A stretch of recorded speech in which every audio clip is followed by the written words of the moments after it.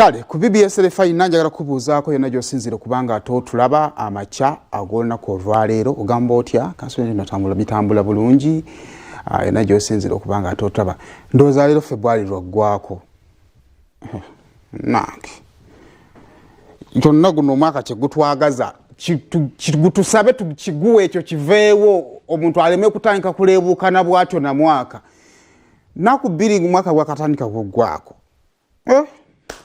kirabanga yamala akiraba kakati ffe abaawandiika ebirooto byaffe nga biba tetunnabitandikako wateekateeka guno omwaka nina okugula poloti tonnamanya na kitundu gyoyagala kugula myezi ebiri gigudde wali katugenda mugenda mu mwezi omulala ogumalako kwota eno but anyway ekisinga obukulu twebaza Mukama Katonda nti tulina obulamu ebirala tusobola okubigatta mpola mpola obulamu kusinziira ku mbeera nga bw'enaatambula as long as life is there oba olina obulamu ebirala obigatta mpola ate nemu you are not meant to achieve them abadde alwana ennyongo obufumbo obwagala oyinza okuba nga tekiri mu kitabo kyo nti oli bufuna otabeerawo ng'oli stress but keep on sigala ng'okola wiiki eno ebaddemu ebintu bingi nnyo ebimu ku byo tugenda okuba nga twogerako wano mu byokya ku weekend okuva ku budde buno bwentandise paka bwezinaabeera ssaawa 3 wenzikiriza nti nno ate sheno tujja okuba nga ate tugifundikira but nga ntandika njagala kutandikira ku yandibadde of course tebinaggwa wiiki eno taata agambibwa okubanga yatta omuvubuka gwe yasanga mu maka ge era gwe yalowooza nti aganza muwala we bamutuzaayo ku crime scene okukola bakiyita is it case reconstruction something of a sort naye abatuuze baali bakambwe nnyo nga bamubasaba n'omusa mu mutuwe tumukube neno ng'agamba tumukube mukazi nimbaga nayo gwe mwagala okuba baba lulinga we yali bumwetaaga okumutaasa yabalemerera nti gwe omusajja omusobola kale naye kugamba bwe bamukuba omukubo n'amusobola naye nga busungu buli muntu yenna bw'awulira ekigambo ekirimu okufa teri kintu kyonna ky'osobola kugeraageranya na bulamu bwa muntu then era wiiki eno yennyini nga bamaze okuleeta on that very day nafuna omukisa okwogerako n'omuwala Kazaalabulwa era emboozi ebaddeyo ng'etambula naye ndowoozo since yesterday emisana awo omanyi mu Uganda buli kintu tuba n'obudde bwakyo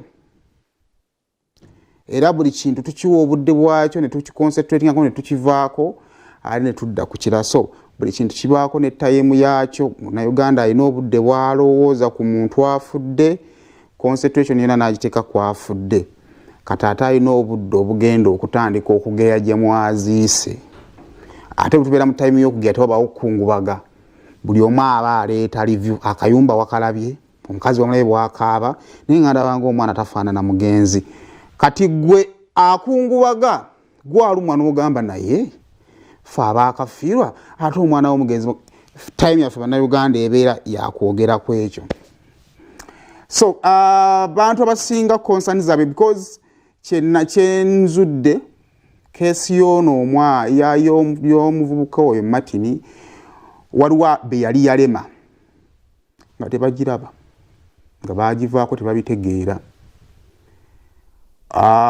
waliwo abatagitegeererako ddala nga babibadde awo babiwulira omuvubuka eyo nawulira kati ng'abasinga baalabye emboozi ya muwala but nze okusanyuka kwange we kuli regardless of some of the people bali benda batandise okumpininga nti finally omwana ow'obuwala akomyewo mu calculation ebbanga litukoledde emboozi eyo sifunangayo muntu ambuuza ye omwana ow'obuwala ali atya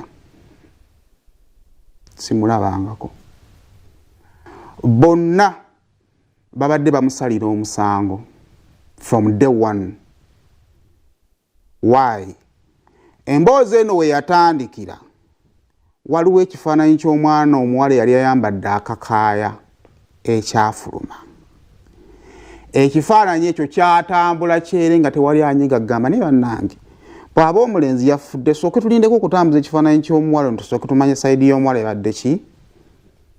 Unfortunately mu kutambuza ekifaananyi ate tukizuula nti bannange n'okwokya twokezza ekifaananyi kye tutambuza kiki kikyamu oyo si ye muwala.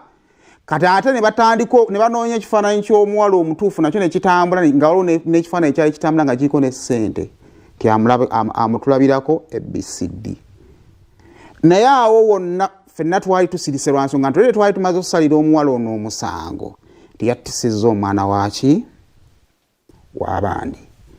Buli w'obadde olowooza ku muwala oyo ekibadde kijja mu bwongo obwo kawala kamalaaya akaleeta abasajja mu nnyumba ya kitaawe waako kakyetwala era n'abamu mubadde mu proposinga bw'aba taata yatta omuwala wakino omulenzi teyamukola bw'aba yatta omulenzi wakino omwana teyamukola ki.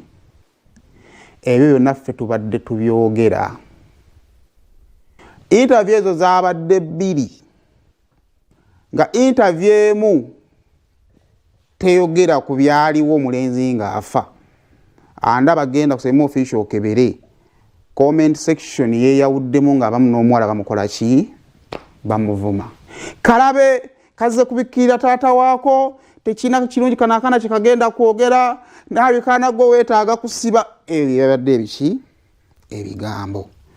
Not until we balabe ku party 2 abantu abasinga we bakoze eki. Now n'ekyokubiri mu interview eyo mulimu abaana babiri omwana omu ye yalabise olowooza waaki owookubiri teyalabika.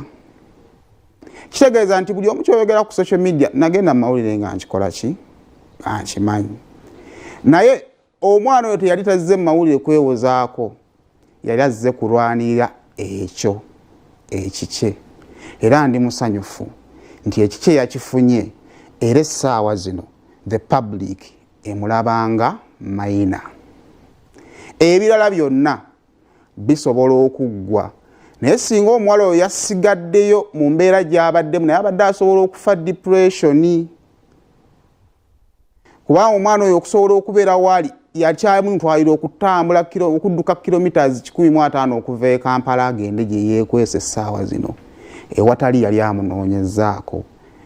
At least nze essanyu lyange weeriri nti mu kifaananyi tuli mwannamu abaana babiri kati tulinamu omwana w'abandi eyafa era nga taata yakwatibwa era tusaba amateeka gamukwateko nga bwe gakola ki nga bwe galagira. Naye mulimu n'omwana omulala omuto ate by the way somu mulimu abaana abalala abato bana. Abaana abalala abato abaali mikwano gy'omugenzi abaabeeranga naye abalina memories ez'omulenzi ezikola ki ezaasembayo. So mu mbeera eyo nze essanyu lyange weeriri at least omuwala yali coverinze immunity ye ng'omwana. Bweba public olyayi mukana agamba nti munnamawulire okwatula omwana n'omuteeka mu kamera kisobola okuba nga ekya kamera kikyamu.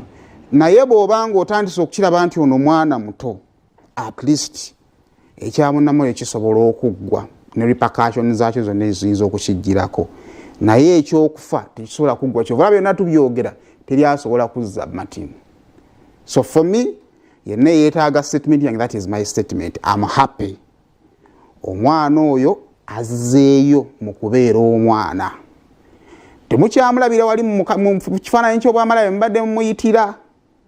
Temukyamulabira wali mu kuttisa mwana nga mbadde mukikola ki mwabadde temusobola kufuna kifaananyi ekyo singa teyabatunudde mu maaso ne mumulaba kyayogera n'ekimuvaamu ne mutegeera nti naye ayinza okuba nga omwana ono naye ali ki innocent. Kati kyokka ekibulayo kiri kimu kwe kuyamba ku mwana oyo ne famire eri ey'abanne kubanga maama yagenda bweru atandika butandisa okukola ate taata ali mu kkomera. Kati ekiddako kwe kuyamba abaana bano to move on. Kati nze kyensaba ali mu advocatingira against eyaleese omwana gattako n'ekyokubiri njagala mu baana bano babanoonyeze basale then awujja kuba omaliriza akazannyo ko nga puzzle complete nga kiweddeyo. Nze okwo kwe kusaba kwange kwokka nti wali abaana abalala bana abatudde ate ono ye maama waabwe kati kubanga era yabadde maama waabwe. Actually ebimu ku biruma omwana ono ekimu ku byo kwe kubeera nga batoobe tebasoma naye ng'awulira y'ensonga lwaki tebakola ki tebasoma tebasobola kuddayo wali we baali babeera kubanga abatuuze namwe mumala babadde banyiivu. Kitegeeza nti abali awo abatunuulidde kati yenna awulira ng'akwatiddwako kwona omuwala nga w'opasuwinga kyonna ekyala kyoyagala opasuwinga ky'owulira nti kituufu yamba ne ku muwala ono ofunire banne basale basome awo ojja bba omuyambye to recover bulungi. Ebyo y'ensonga yange nkirabirayo nga badde bitambula ne ngamba naye I will make a statement about it. Actually nalabye ne post ya minister and he is right, but the problem is side eno kati ensi gyevuddeyo okulwanirira ebadde yagivaako teri abadde akirowooza kati nga tusobola kukyogerako. Ebigambo byennyini wala byayogedde nabyogera ku Lwokuna ku makya niwe ngenda mu comment section sazo nembikulaga buli omu yanvuma nga ng'asayima olimba mwalidde byamawulire bya Uganda. Ebigambo byennyini wala byayogedde kitegeeza nti kyadde kitwalira ye nnyini nsonga agyogere ensi emutunule mu maaso ezuule oba mutuufu oba mukyamu lwa nsonga nti process ya healing yabadde etandikira na kwejjako public pressure.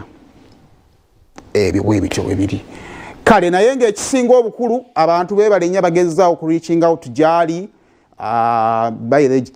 gye bali onomwami gwe nawulidde nga bayagala kuyambako omulenzi amufunira essomero. So nkolinga poni abali amasomero nga wandiyadde wish to help abaana bano baddeyo basome kuba bakyalina obulamu obw'okutambuza. Then ona agamba okuyamba ku mwana ono okufuna counseling boogereko naye because kyalimu si kyangu. Then ne ku side ey'omulenzi maama yeetaaga justice y'omwana we kubanga teri muntu agwana kufa bya kisiru. Thank you. Kale awo nvuddewo